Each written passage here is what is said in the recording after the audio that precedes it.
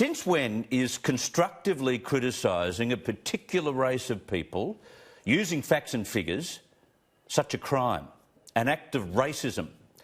Well, that's what the Greens have called One Nation leader Pauline Hanson after a speech she delivered in the House yesterday on the latest Closing the Gap report. As you know, the report came, well, below par, with only 2 of the 7 targets met.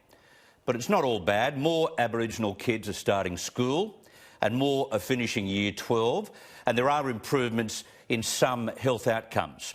But what do we really expect? Australians have been pouring $30+ billion per year into Aboriginal affairs for many years. And we've had all sorts of different governance. It's all been tried and it's all failed. It is a hugely complex and difficult cultural egg to crack. Which brings me to Pauline Hanson. This was part of her allegedly racist speech. If you want to close the gap, start taking some responsibility for your own people. As the old saying goes, you can lead a horse to water, but you can't make it drink. We've provided the schools. It's now up to you to send your own kids to school. We've provided the jobs, but it's up to you to turn up when you're rostered on, not when it suits. It's up to the Aboriginals to stay off the grog and the drugs. Now, where Pauline gets herself into strife is how she seems to include all Aboriginal people into this pot of blame. That is simply not true. And what is also something that gets her in trouble is saying things like, we've given you jobs, we've given you medical services. Well, there are remote communities in WA that don't have decent medical services, and they certainly don't have jobs for people to go to. But what is undeniable is that large numbers of parents in Aboriginal communities perpetrate their own vicious cycle of addiction, ignorance of schooling and proper diet for their family. Some poverty-stricken white Australians, of course, do the same. We all know that.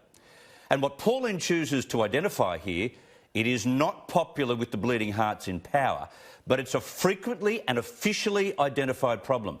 You go back and look at the list of reports we've had, say just in the last 10 years. There's one, the 2016 UNSW Parental Neglect Report, which stated, in continuing to feel powerless, they will take that hurt out on each other through family, community and lateral violence.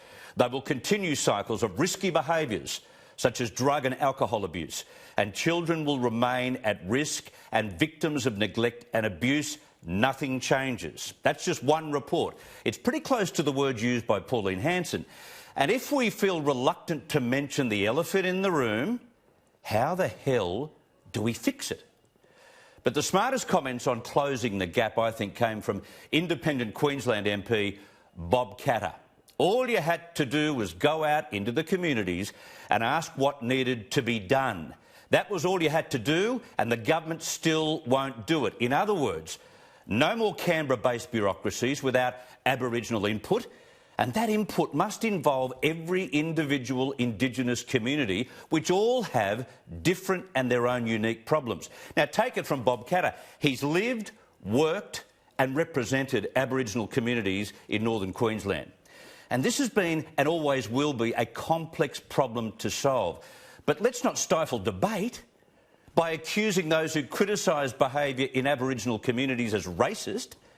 Let's get into the field and see what the barriers are and work together to break them down. I think on both sides of the House there is a real sincerity to find a way to make a difference. But those within these communities, they need to take better responsibility as well.